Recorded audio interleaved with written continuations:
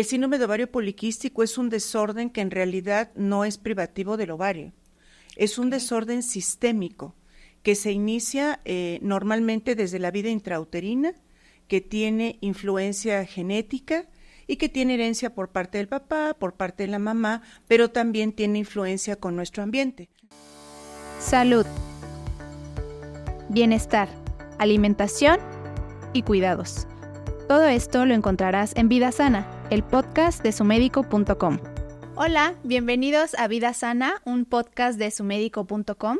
Yo soy Susana Carrasco y me da mucho gusto que nos acompañen en este nuevo episodio que estaremos dedicando a platicar sobre todo lo que hay que saber acerca del síndrome de ovario poliquístico. Un problema que pues muchas mujeres padecen a veces sin saberlo y que pues afecta de forma importante su calidad de vida. Quédense porque vamos a platicar pues de qué es, de los síntomas, los tratamientos, y para ello está con nosotros una experta en el tema. Se trata de la doctora Imelda Hernández Marín. Ella es especialista en biología de la reproducción con directriz a ginecología endocrina y menopausia. La doctora pertenece a distintos colegios y sociedades médicas, incluyendo el Colegio Mexicano de Especialistas en Ginecología y Obstetricia, la Federación Mexicana de Colegios de Obstetricia y Ginecología, la Asociación Mexicana de Medicina de la Reproducción y también es parte del grupo de expertos en inositol en investigación básica y clínica. Además, la doctora también ha colaborado en nuestra sección de opinión aquí en sumedico.com. Así que, doctora, muchísimas gracias por estar con nosotros. Es un placer. Muchas gracias, Susi, por la invitación y por ayudarnos a estar en este espacio. No, al contrario, muchas gracias a ustedes. Y pues bueno, para empezar con este tema, pues me gustaría que comenzaras por explicarnos, digamos que en términos muy generales, pues exactamente qué es el síndrome de ovario poliquístico, porque se habla mucho de este tema en redes, sí, pero pues no son fuentes realmente no confiables, preparadas. Exacto. Entonces, tú como experta, ¿cómo nos podrías explicar este padecimiento? Bueno, es importante que partamos del hecho de que el nombre de síndrome de ovario poliquístico se empezó a utilizar desde 1935. Okay. Eso es algo importante porque, como mencionaré en breves minutos, el síndrome de ovario poliquístico es un desorden que en realidad no es privativo del ovario. Es un desorden sistémico que se inicia normalmente desde la vida intrauterina, que tiene influencia genética y que tiene herencia por parte del papá, por parte de la mamá, pero también tiene influencia con nuestro ambiente, la alimentación, el tipo de vida que llevamos. Y es importante hacer énfasis en esto, Susi, porque desafortunadamente y de manera errónea, algunos médicos y nosotros como pacientes en ocasiones pensamos que para tener síndrome de ovario poliquístico debo tener quistes en los ovarios, lo cual suena lógico, ¿verdad? Sí. Pero en realidad, después de casi 90 años que vamos a cumplir, después de esta descripción de 1935 de dos expertos que hicieron la primera publicación, hoy sabemos que el síndrome de ovario poliquístico es una entidad clínica que puede tener muchas manifestaciones clínicas. Las más frecuentes son trastornos del patrón menstrual, se retrasa la regla, las manifestaciones dermatológicas como acné, exceso de vello en algunas zonas, lo que llamamos dermatitis seborreica, que son como las manifestaciones clínicas más frecuentes. Pero seguramente más adelante veremos cuáles son las complicaciones que vienen relacionadas con el síndrome de ovario poliquístico y que uno no pensaría que tiene que ver con eso. Quizá lo que es importante destacar en esta primera parte es que el auditorio sepa y conozca que para tener un diagnóstico de síndrome de ovario poliquístico no es obligado tener múltiples quistes retenidos en los ovarios. De acuerdo. Pues antes de profundizar un poco en esto, ¿qué tan frecuente es este problema? ¿Tú qué tanto lo ves en consulta o si tendrás algunas cifras estimadas más o menos? Pues sí, en realidad de todos los trastornos hormonales o endocrinológicos que se atienden en la consulta ginecológica cotidiana, el síndrome de ovario poliquístico es el más frecuente. Dependiendo de la fuente que se revise o de la población que estemos estudiando, porque también está relacionado con la etnia y con en distintos países se comporta de manera diferente. En México hay un estudio que se publicó de pacientes mexicanas en donde la prevalencia era del 6.6%. El promedio que se evalúa es entre 6 al 10%, pero hay poblaciones en las que se menciona que hasta el 30% de la población puede tener síndrome de ovario poliquístico. Entonces, ¿qué quiere decir esto? Que de todas las mujeres, al menos en nuestro país, que acuden a la consulta porque no reglan cíclicamente, porque no se pueden embarazar, porque no están ovulando, porque son pacientes que tienen pérdidas del embarazo del primer trimestre por desórdenes de la ovulación, desórdenes en el metabolismo de la insulina, la glucosa, o bien pacientes que acuden al dermatólogo porque rebasan los 20 años y siguen con acné inflamatorio, tienen caída del cabello y exceso de vello. Vamos a saber que de este grupo de pacientes, 6 o 7 de cada 10 en nuestro país van a ser secundarias a un diagnóstico de síndrome de ovario poliquístico. De acuerdo. Y conocemos bien las causas, ya mencionabas, ¿no? Que hay un poco de genética, demás, pero pues, ¿qué otros factores pueden influir, digamos, nuestro estilo de vida? ¿Puede ser un factor? El estilo de vida va a ser determinante para la forma en que se aborda el síndrome de ovario poliquístico a lo largo de la vida. Okay. Decía yo hace un momento, Susi, que este desorden empieza desde la formación in útero. Uh-huh. ¿Por qué? Porque hay influencia de hormonas de nuestra madre, ¿no? Las hormonas que produce nuestra madre. Se ha asociado más con 2 hormonas. Una es la insulina, que muchos la asociamos con la diabetes, pero que no es el único territorio médico en el que tiene implicaciones. Okay. El otro son los estados de exceso de andrógenos, se llaman hiperandrogenismo. Si mi mamá ya lo tiene, pues in útero yo estoy expuesta a eso. Llega el momento del nacimiento, mi vida en la etapa de la niñez es como cualquier otro niño, porque normalmente en ese momento pues no está funcionando el ovario, todavía no llegamos a la adolescencia y no se presenta la pubertad. El desorden inicia exactamente en el momento que inicia la adolescencia, porque ya se empiezan a activar las hormonas cerebrales de 2 glándulas que están en nuestro cerebro, el hipotálamo y la hipófisis, y el ovario empieza a funcionar. Si a eso le agregamos que habitualmente no estamos como muy cuidadosos o atentos de qué como, de qué calidad es, si respeto la frecuencia o la periodicidad con que debemos de comer en el día y si hago o no actividad física, eso va a deteriorar la evolución de la herencia que yo ya tengo conmigo, de la formación posible que yo podía tener de acuerdo a mi formación in útero y de los genes con los que yo nazco. Okay. Pero al contrario, si yo tengo una vida sana, si tengo una actividad física constante, si evito fumar, si disminuyo la ingesta de alcohol, me refiero que sea una ingesta abundante de alcohol o intensa, esto va a generar que dentro de la información de los genes que yo tengo, la expresión que van a tener va a ser mucho más benigna que si yo tengo un estilo de vida no sano. Por eso, hoy por hoy, aunque hay distintas opciones de tratamiento y al igual que en muchas entidades clínicas, el estilo de vida sano sigue siendo la piedra angular para mejorar las características clínicas del síndrome de ovario poliquístico. Ok, y este síndrome ¿se manifiesta siempre desde el primer periodo menstrual, digamos, o es posible empezar a tener estas manifestaciones que nos comentabas ya a una edad avanzada, digamos, a los 30, no sé, que a lo mejor empecemos a tener los síntomas? Esa es una extraordinaria pregunta, Susi, porque no siempre se va a manifestar en la adolescencia. Okay. Lo más frecuente es que se manifieste durante la adolescencia e inclusive antes, porque de forma, digamos, habitual, nosotros consideramos que las mujeres empezamos la menstruación alrededor de los 12 años, uh-huh. Aunque es importante citar que puede ser normal desde los 8 años, aunque pareciera temprano. Okay. Muchas mujeres con síndrome de ovario poliquístico, aún antes de la adolescencia, pueden tener presencia de vello púbico, de vello axilar, e inclusive empezar a tener una aromatización a sudor ya de un adulto desde antes de los 8 años. Eso nosotros lo denominamos pubarca temprana. La glándula suprarrenal empieza a funcionar antes. Esa es una expresión temprana de síndrome de ovario poliquístico. Puede ser una expresión temprana. Lo otro es que se genera en la adolescencia, como mencionaba yo y tú también, en donde básicamente si mi paciente es adolescente y han transcurrido más de 2 años de que inició su menstruación y continúa con trastornos de la menstruación, especialmente que se retrase, es lo más frecuente, ¿no?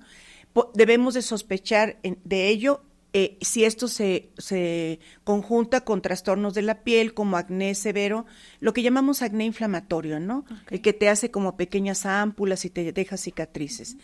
Y es posible que yo transcurra toda mi vida de adolescencia sin estas manifestaciones, a lo mejor solamente incremento de peso, dificultad para controlar mi peso, en donde yo pienso que no hay una relación entre lo que ingiero y lo que incremento de peso, ¿no? Y probablemente después de los 20 años, que es cuando ya consideramos que las mujeres llegan a su edad de adultos jóvenes y que ya su eje hormonal se va a comportar de la manera que ya se comporta en una mujer madura, hormonalmente o endocrinológicamente, puede iniciar esta manifestación con los trastornos del patrón menstrual o que la paciente tenga una discreta retraso menstrual y no se puede embarazar, que transcurra más de un año que no se embaraza, o que sea una paciente que tenga brotes inflamatorios de acné, caída del cabello, o que le diagnostiquen trastornos relacionados con incremento de la insulina. De acuerdo.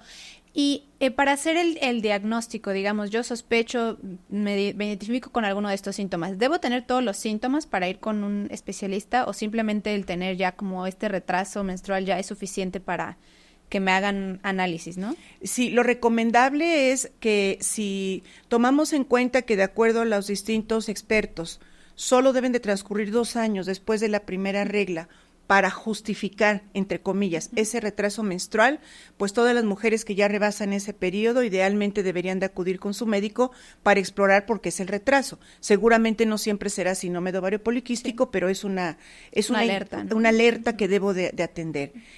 La otra razón por la que yo debo de acudir es que tenga yo este acné que sabemos que es normal durante la adolescencia, pero que cada vez se vuelva más severo, que sea inflamatorio, que no sea solo en la región de la cara, que sea en la espalda, en el tórax, a veces inclusive en la región de los muslos, de las nalgas, que empiece a haber exceso de vello en zonas que las mujeres no debemos de tener. ¿Cuáles son esas zonas? Las patillas, el bigote, hay pacientes que tienen vello en la región de la barba, en la areola mamaria, en el pliegue intramamario, arriba del ombligo, abajo del ombligo, en la cara interna de los muslos, por debajo del pliegue de la pantaleta o de las ingles. Eso no es algo esperado en una mujer. Y finalmente, en relación a ello, acudir con el médico. Y una cosa que es importante que el público sepa es que el diagnóstico de síndrome de ovario poliquístico es un diagnóstico de exclusión.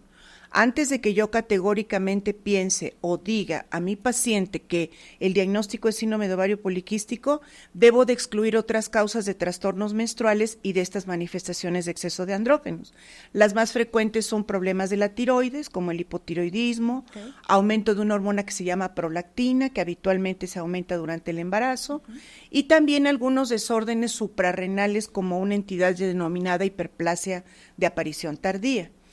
Si yo ya descarté todo ello, el diagnóstico lo voy a hacer en mi consulta con 2 de 3 criterios. El primero son los trastornos del patrón menstrual, el segundo las manifestaciones de exceso de andrógenos o que yo haya determinado en un estudio bioquímico de sangre periférica qué andrógenos están elevados. Existen distintos, ¿no?, que se producen en distintas partes del cuerpo de la mujer. Y ya con esos 2 diagnósticos, con esas 2 manifestaciones clínicas, en realidad yo ya tendría el diagnóstico, ¿no? Porque si son 2 de 3, pues ya tendría el diagnóstico. El tercero es la morfología ovárica de un ovario, en donde tenga más de 20 quistes retenidos, porque no los ha utilizado a lo largo de los meses, no se han roto, no se ha producido la ovulación. Por eso al inicio decía que no es obligado tener quistes en los ovarios. El hallazgo, digamos, de esta morfología ultrasonográfica es una herramienta necesaria para tipificar al síndrome de ovario poliquístico, porque hay 4 tipos principales. No solo es el diagnóstico, se puede clasificar en 4 tipos.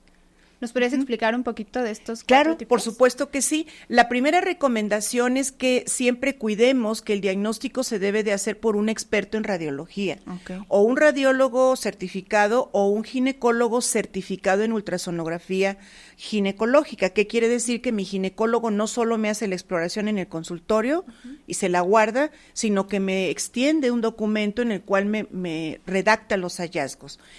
Desde hace muchos años, especialmente la fecha fue en el año 2003, se hizo una reevaluación para saber cómo íbamos a diagnosticar el síndrome de ovario poliquístico. Y algo que fue un parteaguas en ese momento es que, tomando en cuenta, pues como lo poco que hemos platicado, verás que tiene muchos aspectos, no muchas aristas, Sí. Los expertos sugirieron, bueno, ¿por qué no los clasificamos en distintos tipos en relación a los riesgos que se tengan? ¿Por qué riesgos? Los riesgos mayores que se tienen en una paciente que tiene síndrome de ovario poliquístico son los trastornos metabólicos. Y que estos trastornos metabólicos, como aumento de peso, trastornos en el metabolismo de la glucosa y la insulina, dan origen a elevación de colesteroles, de triglicéridos y, por supuesto, de insulina.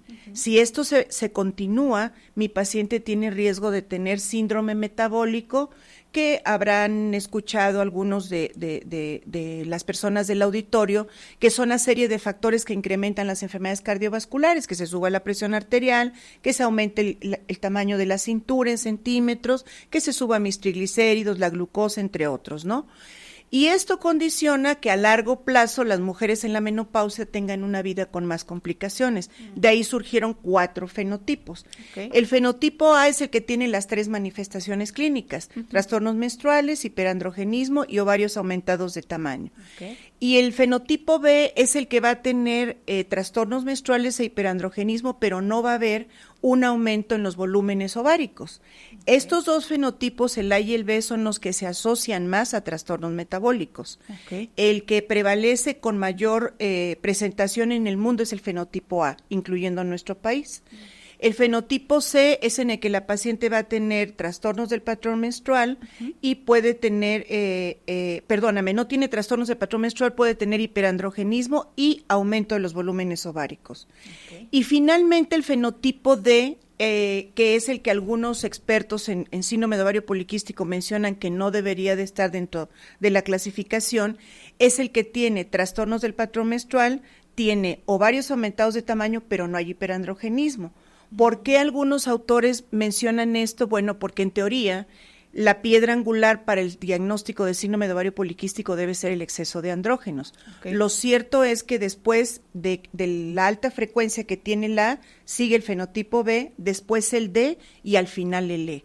Entonces sí es importante que las pacientes, cuando acudan con su médico, se les clasifique en el fenotipo, porque es una oportunidad para hacer medicina preventiva. Sugerirles cierta alimentación.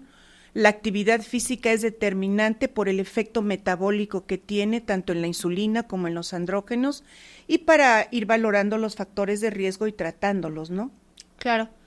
Ahora, algo muy común que ocurre es que, aunque tengas estos síntomas y acudas con un especialista, muchas veces lo que hacen es simplemente mandarte anticonceptivos. A mí me pasó, ¿no? Que dices, tengo un desajuste, me detectan quistes y pues la solución es, te mando anticonceptivos. Ahí, ¿qué podemos hacer o qué especialista debemos buscar que justamente pues sí nos haga todos estos estudios para realmente descartar, ¿no? Como tú decías, distintos problemas. Bueno, el acudir por trastornos menstruales habitualmente es terreno del ginecólogo. Como tú acertadamente mencionas, Susi, sí es un evento desafortunado que a veces acudimos para una atención por trastornos menstruales y en lugar de ofrecernos un protocolo diagnóstico y preventivo, nos dan un anticonceptivo, ¿no? Sí. Por supuesto que si yo tengo trastornos menstruales y me dan un anticonceptivo, pues se soluciona el problema. Sí. Pero se soluciona por encima, se parcha el problema, tienes toda la razón, porque en realidad no estoy llegando al fondo, ¿no?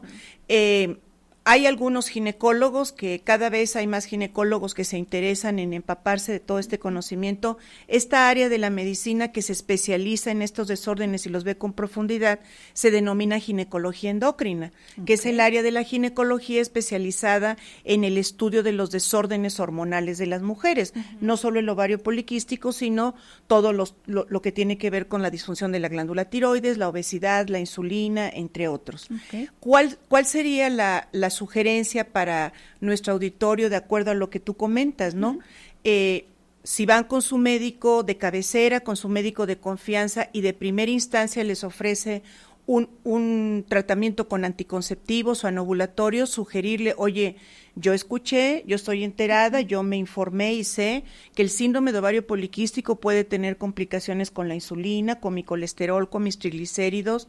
Yo quisiera que me hicieras más estudios para saber cómo estoy y saber si no tengo ningún riesgo. Claro. Porque también es importante que sepa tu auditorio, Susi, que no todos los anticonceptivos se sugieren para el síndrome de ovario poliquístico. Okay. Son fármacos con estrógenos especiales, con cierto tipo de progesteronas, porque como bien sabemos, los anticonceptivos con el contenido estrogénico pueden generar efectos secundarios, y eso también lo tenemos que cuidar. No es lo mismo administrarle un anticonceptivo a una paciente que tiene sobrepeso, obesidad, que tiene aumento de los triglicéridos por arriba de 400 o 500, o bien aquella paciente que tiene antecedentes de un evento tromboembólico, por ejemplo.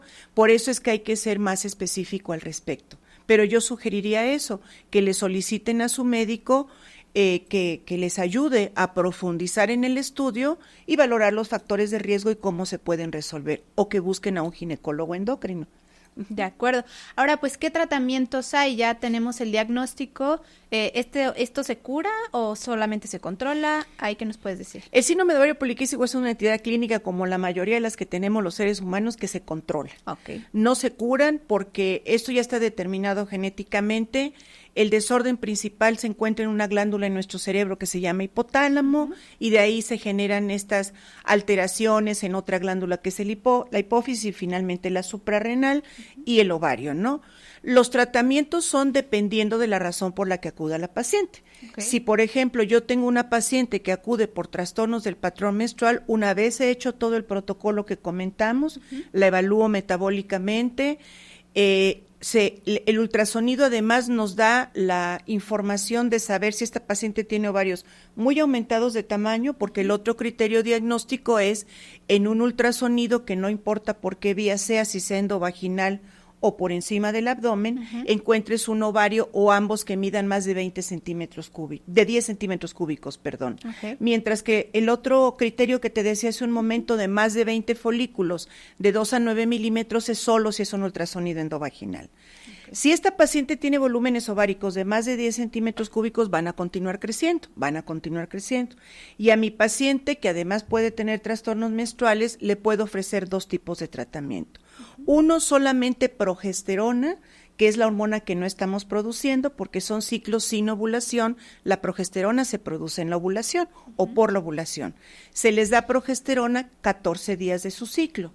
Esto si mi paciente no tiene interés en un método anticonceptivo y si es una paciente que a lo mejor conserva su volumen ovárico. Damos ciclicidad menstrual.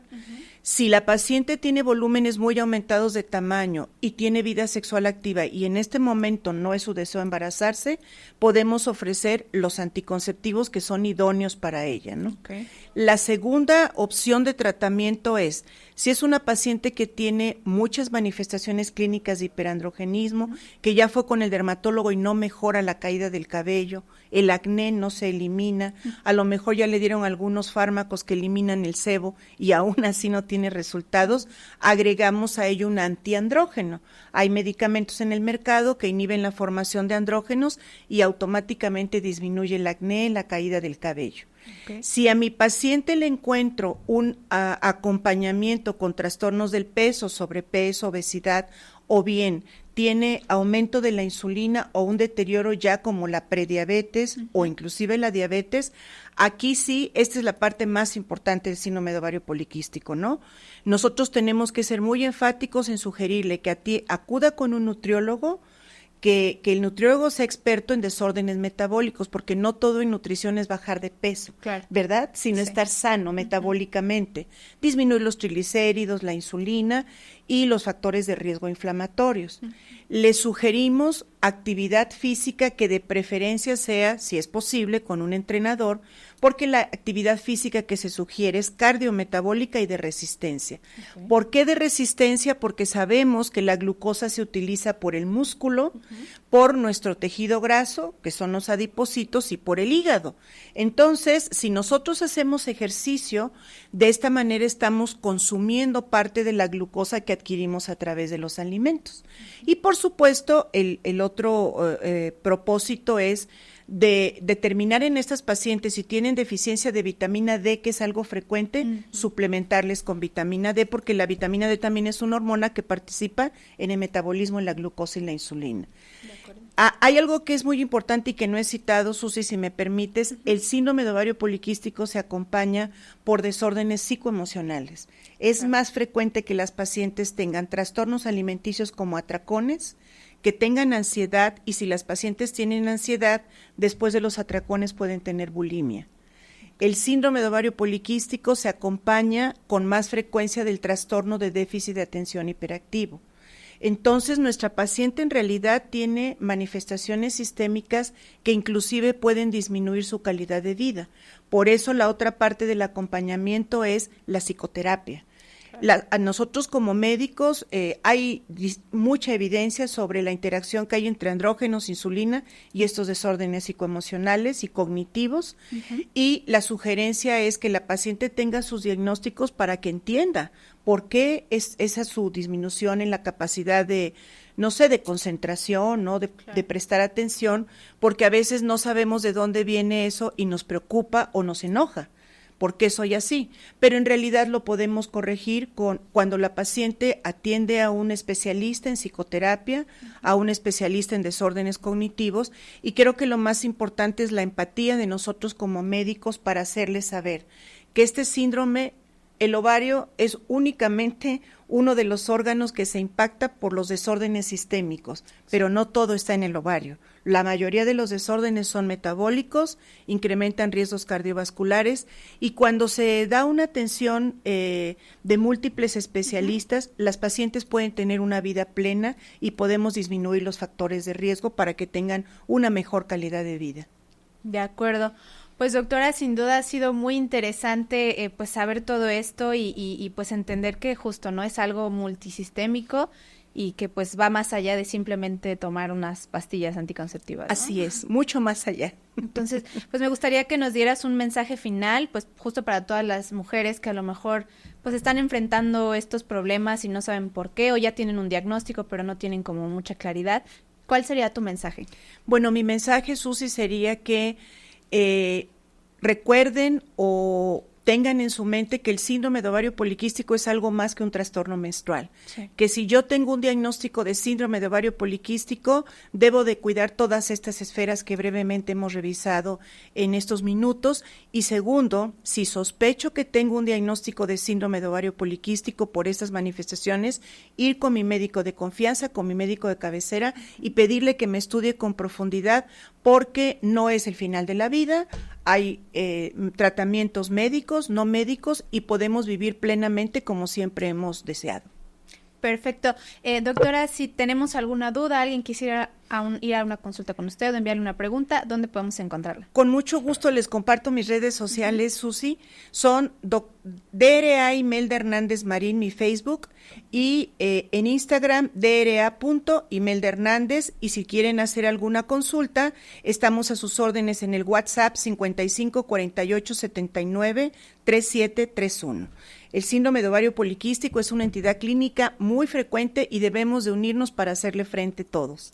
Claro que sí, pues muchísimas gracias, doctora, por haber estado con nosotros. Ha sido un placer, muchas gracias por el espacio. No, al contrario, muchas gracias, y ustedes que nos vieron, muchísimas gracias por estar al pendiente de estos espacios, y pues sigan al pendiente de otros episodios porque tendremos más temas como este. Nos vemos en la próxima.